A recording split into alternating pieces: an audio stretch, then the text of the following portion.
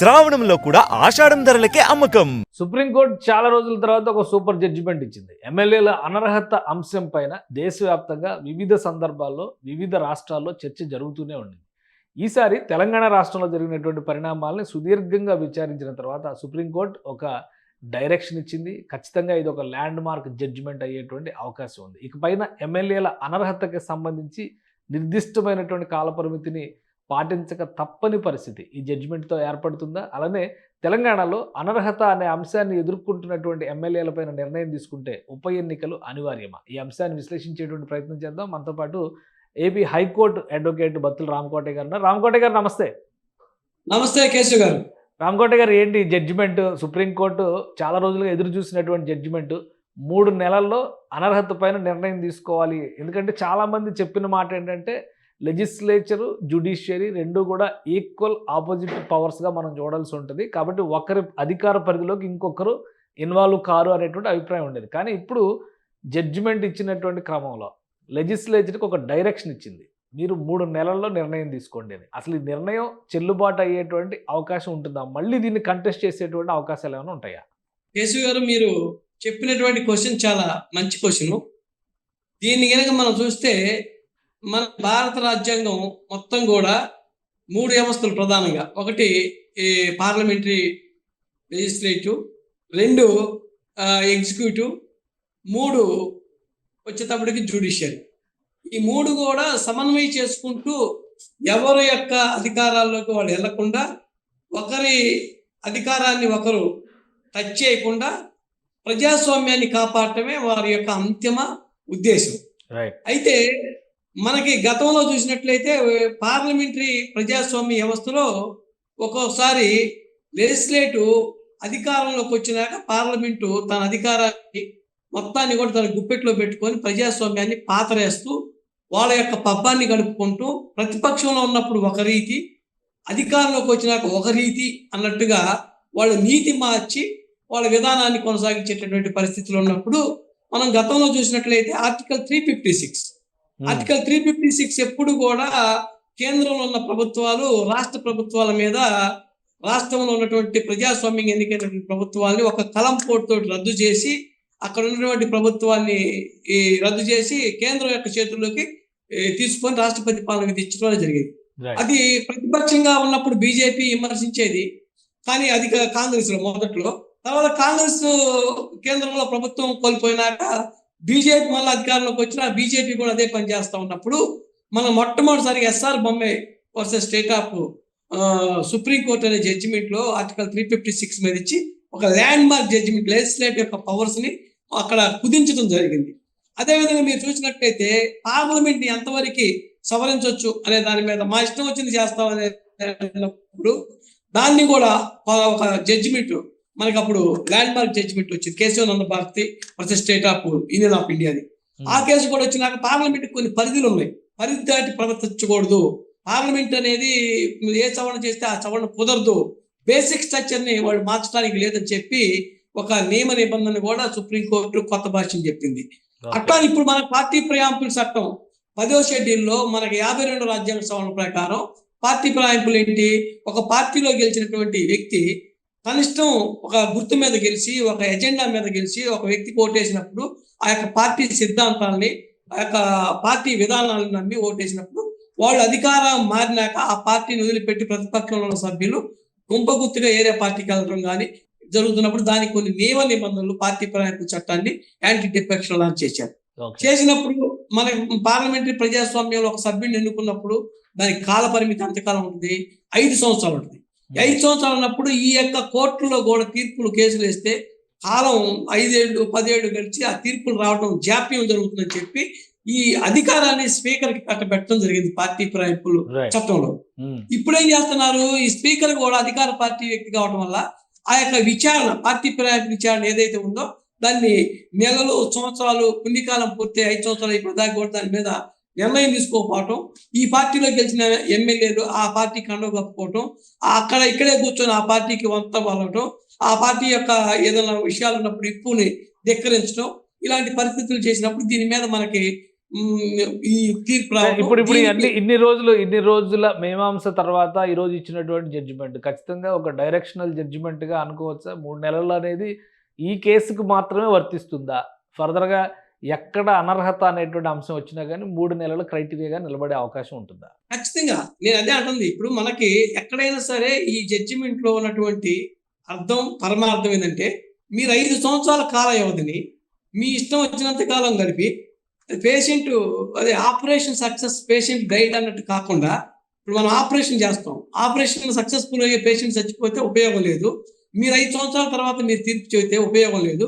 అందుకని దీనికి 3 నెలల్లో మీరు నిర్ణయాన్ని చెప్పండి, ఏ నిర్ణయం చెప్పండి అని చెప్పి ఒక నిర్ణీత కాల వ్యవధిని లిమిటేషన్ ని ప్రిస్క్రైబ్ చేయడం జరిగింది. అందుకని స్పీకర్లు సహజంగా ఎవరుంటారు? స్పీకర్లు అధికార పార్టీకి చెందినటువంటి వ్యక్తులు ఉంటారు. వాళ్ళు ఏం చేస్తారు? ముఖ్యమంత్రి యొక్క చేతుల్లో రిమోట్ గా ఉండి ఈ యొక్క ప్రతిపక్షం నుంచి మారినటువంటి కానీ ఈ పక్షాల నుంచి మారినటువంటి సభ్యుల యొక్క సభ్యత్వాన్ని రద్దు చేయకుండా కాలయాపన జరుగుతుంది. ఈ కేసు నేపథ్యం కూడా అదే. బీఆర్ఎస్ నుంచి గెలిచినటువంటి 10 మంది ఎమ్మెల్యేలు కాంగ్రెస్ పార్టీలో చేరినాక వాళ్ళు 6 నెలలు గడిచినా కూడా కనీసం నోటీసులు కూడా పంపించకుండా దానికి కాలయాపన చేస్తున్నప్పుడు కేటీఆర్ గాని, కౌశిక్ రెడ్డి గారు, వివేకానంద గారు వాళ్ళు కేసు చేస్తే హైకోర్టు డివిజన్ బెంచ్ మేము ఈ స్పీకర్ యొక్క పరిధిలో మేము జోక్యం చేసుకోమని రాజ్యాంగంలో ఎక్కడ చెప్పలేదని చెప్పడం, తర్వాత డివిజన్ బెంచ్ కూడా స్పీకర్ యొక్క విశిష్ట అధికారాలకు మీరు టచ్ చేయవచ్చు అవటం. ఈ నేపథ్యంలో చూసినప్పుడు సుప్రీంకోర్టుకు పోతే సుప్రీంకోర్టు స్పీకర్ యొక్క నిర్ణయాన్ని మేము చెప్పట్లా, కానీ స్పీకర్ నిర్ణయించే పద్ధతులు చెబుతున్నాం అని చెప్పి 5 అంశాలతోటి ఫస్ట్ అంశంగా మీరు 3 నెలల రూపంలో, మొదటి అంశంగా 3 నెలల్లో మీరు డిసైడ్ చేయాలి. 3 నెలల్లో మీరు డిసైడ్ చేయకపోతే ఇంకా ఉపయోగం ఉంది అంటే మీరు ఏ తీర్పైనా చెప్పండి, ఎలాంటి నిర్ణయం తీసుకోండి అని చెప్పి ఒక కాల వ్యవధిని వాళ్ళు ప్రిస్క్రైబ్ చేయటం, దాన్ని నిర్ణయించడం జరిగింది. అందుకని ఇది ఒక్క తెలంగాణ రాష్ట్రం, ఆంధ్రప్రదేశ్ కు సంబంధించింది కాదు, యావత్ భారతదేశం ప్రజాస్వామ్యానికి ఇది ఒక మంచి తీర్పుగా భావిస్తున్నాం. ప్రజాస్వామ్యం మీద జరుగుతున్న ఒక విషయం రామకోట గారు, ఇప్పుడు ఈ రోజు ఈ జడ్జిమెంట్ ఇవ్వడానికి ఖచ్చితంగా అభినందించాల్సిందే. కానీ గత 15-20 ఏళ్లుగా ఇది ఒక తతంగంగా, ఒక వ్యవహారంగా, ఒక రాజకీయ డ్రామాగా జరుగుతూనే ఉంది. అసెంబ్లీ ఏదైనా కానీ గతంలో మనం ఉమ్మడి ఆంధ్రప్రదేశ్లో చూసాం. రాజశేఖర రెడ్డి గారి గవర్నమెంట్ ఉన్నప్పుడు కూడా ఇదే టీఆర్ఎస్ని, అంటే ఇప్పుడు బీఆర్ఎస్ అప్పుడు టీఆర్ఎస్, అప్పుడు 10 మంది ఎమ్మెల్యేలని మా వైపు నుంచి మీ వైపు తిప్పుకున్నారా అని చెప్పని ఒక గొడవ నడిచింది. టెన్యూర్ కంప్లీట్ అయ్యే వరకు వాళ్ళ మీద ఎలాంటి చర్య తీసుకున్న పరిస్థితి లేదు. గత 2014లో జరిగినటువంటి పరిణామాలు, కేసీఆర్ గారు అధికారంలో ఉన్నప్పుడు ఆయన ఇక్కడ కొంతమందిని అటువైపు తిప్పుకున్నారు. తెలుగుదేశం పార్టీని అయితే పూర్తిగా విలీనం చేసుకున్నటువంటి పరిస్థితి. శాసన మండలిలో అయితే కాంగ్రెస్ పార్టీనే విలీనం చేసుకున్నారు ఆయన. అప్పుడు ఎవరు ఏమీ మాట్లాడలేకపోయారు. 2014లో అక్కడ చంద్రబాబు నాయుడు గారి ప్రభుత్వంలోకి కూడా దాదాపు 20 మంది 23 మంది అటు మొగ్గు చూపారు, అటు వెళ్ళారు అనేటువంటి విమర్శలు ఉన్నాయి.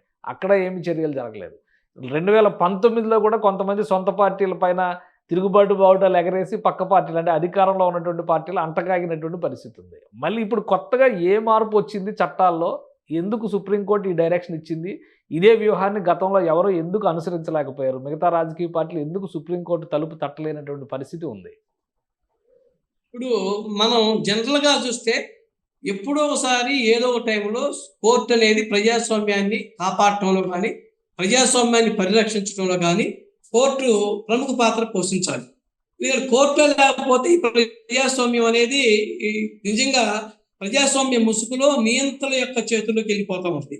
అందుకని ఇది మీరు అన్నట్టు వాడెక్కినాక వాడమలయ, వాడెక్కినాక బోడిమలయ అన్నట్టు ప్రతిపక్షంలో ఉన్నప్పుడేమో ఇలాంటి ఫిరాయింపులు జరగకూడదని చెప్పి ఆ పార్టీ ఈ పార్టీ అని కాదు, సంతలో పశువులు కొన్నట్టు కొంటున్నారు, మా పార్టీలో గెలిచిన వాళ్ళు మీరు లాగేసుకున్నారని చెప్పి రాజశేఖర రెడ్డి మొదలుకొని కేసీఆర్ దాకా అందరూ ఈ యొక్క ఫిరాయింపుల చట్టాన్ని వాళ్ళ గుప్పిట్లో తీసుకొని ప్రజాస్వామ్యాన్ని వాళ్ళు అపాసం చేసిన వాళ్ళే. కానీ ఈ రోజు ఈ తీర్పులో ఏంటంటే ముఖ్యంగా మనం ప్రజాస్వామ్యాన్ని మళ్ళా బతికించడానికి జరిగినటువంటి ఒక ప్రక్రియగా చెప్పుకోవాలి. ఎందుకంటే అది బీఆర్ఎస్ నుంచే వచ్చిందా లేదంటే బీజేపీ నుంచి వచ్చిందా అనేది కాదు. ఇది మనకి యాక్ట్ మొదలైనప్పటి నుంచి, మనకి రాజీవ్ గాంధీ ప్రధానమంత్రి అయినప్పుడు ఆ రోజు ఇందిరాగాంధీ చనిపోయినాక కొత్తగా ప్రధానమంత్రి అయినటువంటి రాజీవ్ గాంధీని సీనియర్స్ ఈ విధంగా పార్టీని సీల్చి మళ్ళీ ఆయన పదవి నుంచి దించుతారు అనేటువంటి అభద్రతా భావంలో ఈ యాక్ట్ పురుడు పోసుకుంది నిజంగా కాంగ్రెస్ పార్టీలో. అలాంటి సందర్భంలో అదే కాంగ్రెస్ పార్టీ కంచే చేయం వేసినట్టుగా పార్టీ ఫిరాయింపుల చట్టానికి తూట్లు పెడతా వచ్చింది. అంటే పార్టీ ఫిరాయింపుల చట్టం అంటే ప్రజాస్వామ్యానికి పరిరక్షించడానికి ఒక రక్షణ కవచం లాంటిది. అందుకని నేను ఈరోజు చెప్పేది ఏంటంటే ఈ యొక్క చట్టం మీ ఇష్టం వచ్చినప్పుడు మీ చేతుల్లోకి తీసుకొని చట్టాన్ని ఒక రకంగా చెప్తే ఒకటి చెబితే దాన్ని చట్టంలో ఉన్నటువంటి లొసుకుల్ని లేదా చట్టంలో ఏదైతే కొన్ని కేటగారికల్ గా కొన్ని స్పష్టంగా చెప్పినటువంటి అంశాన్ని ఈ యాక్చువల్ లిమిటేషన్ ఎక్కడా చెప్పాలా. లిమిటేషన్ ఇన్ని రోజుల్లో మీరు పరిష్కరించాలా, ఇన్ని రోజుల్లో మీరు తీర్పు చెప్పాలా స్పీకరు అనేటటువంటి కండిషన్ ఎక్కడ కూడా ఆ రోజు యాక్ట్ లో పొందపరచాల. అందుకని ఏదైతే యాక్ట్ లో చెప్పలేదు ఆ చెప్పని కాలమాన పరిస్థితుల్లో జరిగినటువంటి పరిణామాలను దృష్టిలో పెట్టుకొని సుప్రీంకోర్టు ఈ రోజు ఒక గైడ్ లైన్స్, ఒక మాట చెప్పాలంటే 5 గైడ్ లైన్స్ ని అంటే ఇప్పుడు ఏ రాష్ట్రంలో అయినా కానీ ఇలాంటి పరిస్థితులు ఎదురైతే ఈ గైడ్ లైన్స్ ని అనుసరించి 3 నెలల్లో తేల్చాల్సిన పరిస్థితి ఉంటుందా? ఏ రాష్ట్రంలో కాదు, కేంద్రంలో సహా. ఎందుకంటే సుప్రీంకోర్టు తీర్పులు భారతదేశం మొత్తానికి కూడా ఒక ప్రెసిడెంట్, అంటే మనకు ఒక చట్టంగానే భావించాలి ఖచ్చితంగా. అందుకని మనం చేసుకున్న చట్టాలు కొన్ని లేనప్పుడు సుప్రీంకోర్టు ఇచ్చేటటువంటి తీర్పులే దాన్ని ఒక చట్టంగా భావించి మస్ట్ అండ్ షుడ్ గా ఫాలో అవ్వాల్సినటువంటి అంశం ఉంది. అంటే తెలంగాణలో ఉప ఎన్నికలు వచ్చే అవకాశం ఉంటుందా? ఇప్పుడు అనర్హత వేటు అనేది కన్ఫర్మ్ చేస్తలేదు, అనర్హత వేటు తీసుకునేందుకు ఇంకా టైం ఉందా? ఖచ్చితంగా ఇప్పుడు సుప్రీంకోర్టు తీర్పుని అమలు చేయాలి. అమలు చేయకపోతే కంటెంప్ట్ ఆఫ్ కోర్టు వేస్తారు. ఇప్పుడు ఏదైతే సుప్రీంకోర్టు తీర్పు వచ్చినాక వాళ్ళు డిస్క్వాలిఫై అయినాక మళ్ళా ప్రజల్లోకి వెళ్తే ప్రజలు వాళ్ళ ఓటు అనే హక్కుతోటి ఈ పార్టీలో గెలిచినటువంటి వ్యక్తి ఆ పార్టీలో మారినందుకు తీర్పు వచ్చి, ఇంతకుముందు దానం నాగేంద్ర కూడా, ఇప్పుడు ఇందులో కూడా దానం నాగేంద్ర కౌంటర్ లో ఉన్నారు. ఒకసారి మీకు తెలుసు టిఆర్ఎస్ లో గెలిచి మళ్ళీ బిఆర్ఎస్ లో అప్పుడున్న టిఆర్ఎస్ లో మారటం, తర్వాత ఆయన ఓడిపోవడం, కాంగ్రెస్ నుంచి టికెట్ రాలేదని టీడీపీలోకి వచ్చి గెలిచి మళ్ళీ రిజైన్ చేసి కాంగ్రెస్ తరఫున పోటీ చేసి ఓడిపోయాడు. అవును, ఓడిపోయాడు. 2004 ఓడిపోయాడు, అధికార పార్టీలో ఓడిపోయాడు. కరెక్ట్ చెప్పారు మీరు. ఏదైతే ఇప్పుడు అధికారం వచ్చిందో ఆ పార్టీలోకి రిజైన్ చేసి ఓడిపోయినాక జనం మళ్ళీ తీర్పు ఇచ్చేశారు. అట్లా ఇప్పుడు డిస్క్వాలిఫై అయిన వాళ్ళకి ప్రజాస్వామ్యంలో వజ్రాయుధం ఏంటి? ఓటు. ఓటు అనే వజ్రాయుధం ద్వారా 5 సంవత్సరాలు వాళ్ళు పరిపాలించే హక్కుని అసెంబ్లీకైనా లేదా పార్లమెంట్కైనా నిర్ణయించుకుంటాం. ఒక్కసారి వాళ్ళు డిస్క్వాలిఫై అయినాక మళ్ళీ ప్రజాక్షేత్రంలో జరిగినటువంటి ప్రజాస్వామ్యబద్ధంగా జరిగిన ఎన్నికల ప్రక్రియలో వాళ్ళని గెలిపించాలా ఓడించాలనేది ప్రజల చేతులకు వస్తుంది. కాబట్టి ఒక్కసారి ఇట్లా మళ్ళా అది డబ్బులు కూడా ఈ రోజు మనం చూసినట్లయితే ఇంకొక డౌట్, ఇప్పుడు ఇచ్చినటువంటి జడ్జిమెంట్ ఇదే ఫుల్ అండ్ ఫైనల్ అనుకోవడానికి ఉందా? మళ్ళీ సుప్రీంకోర్టులో ఇంకా డివిజన్ బెంచ్ లేదా ఫుల్ బెంచ్ ఇట్లాంటి అప్పీల్స్ కి ఏమన్నా స్కోప్ ఉందా? ఖచ్చితంగా ఉండదు. ఈ జడ్జిమెంట్ మీద కాన్స్టిట్యూషనల్ బెంచ్ అంటారు. ఫైనల్ గా జరిగే కాన్స్టిట్యూషనల్ బెంచ్. కాన్స్టిట్యూషనల్ బెంచ్కి వెళ్ళినప్పుడు అందులో ఉన్నటువంటి న్యాయమూర్తులు మొత్తం ఒక నిర్ణయం తీసుకుంటే అది ఫైనల్ అయింది. అప్పుడు దాకా దీని మీద మళ్ళా కాంగ్రెస్ పార్టీ మళ్ళా అప్పీల్కి వెళ్తుంది. అప్పీల్కి వెళ్ళినాక అక్కడ మళ్ళీ కాన్స్టిట్యూషనల్ బెంచ్ లో ఉన్నటువంటి జడ్జీలు అక్కడ మోర్ దాన్ 5 మెంబర్స్ ఉంటారు. సిచ్యువేషన్ బట్టి వాళ్ళు ఏ నిర్ణయం తీసుకుంటారు, మళ్ళీ ఎలాంటి ప్రెసిడెంట్ ఇస్తారు, ఎలాంటి జడ్జిమెంట్ ఇస్తారు అనేది కూడా ఒక అంశంగా ఆధారపడుతుంది. మోస్ట్లీ ఏంటంటే ఇది మంచి వెల్కమ్ చెప్పాల్సిన జడ్జిమెంటే కాబట్టి పెద్దగా మార్పు చేర్పులు ఉండకపోవచ్చు. ఉన్నా ఇంకా మంచి మార్పులే జరుగుతానికి అవకాశం ఉండేది నా భావన. రైట్. థ్యాంక్ యూ రామకోట గారు విశ్లేషణ అందించినందుకు. ఇది సుప్రీంకోర్టు ఇచ్చినటువంటి జడ్జిమెంట్, అలానే ఇది ఒక ల్యాండ్ మార్క్ డైరెక్షన్ అవుతుంది. రాబోయే రోజుల్లో రాష్ట్రాలకే కాదు పార్లమెంట్కి కూడా ఇది ఒక తలమానికమైన శిరోధార్యమైనటువంటి నిర్ణయంగా చూడాలి. ఇక తెలంగాణ స్పీకర్ ఏ నిర్ణయం తీసుకుంటారు, దీన్ని అమలు చేస్తారా లేదంటే 3 నెలల కాల పరిమితిని ఉపయోగించుకుంటారా, చట్ట ప్రకారం ఫర్దర్గా ఉన్నటువంటి ఆప్షన్స్ని కాన్స్టిట్యూషన్ బెంచ్ వరకు వెళ్తారా అనేటువంటి చర్చ ఇప్పుడు ఆసక్తికరంగా మారింది. వేచి చూద్దాం. సుమన్ టీవీలో మీ పర్సనల్ అండ్ బిజినెస్ ప్రమోషన్స్ కోసం కింది నెంబర్కి కాంటాక్ట్ చేయండి.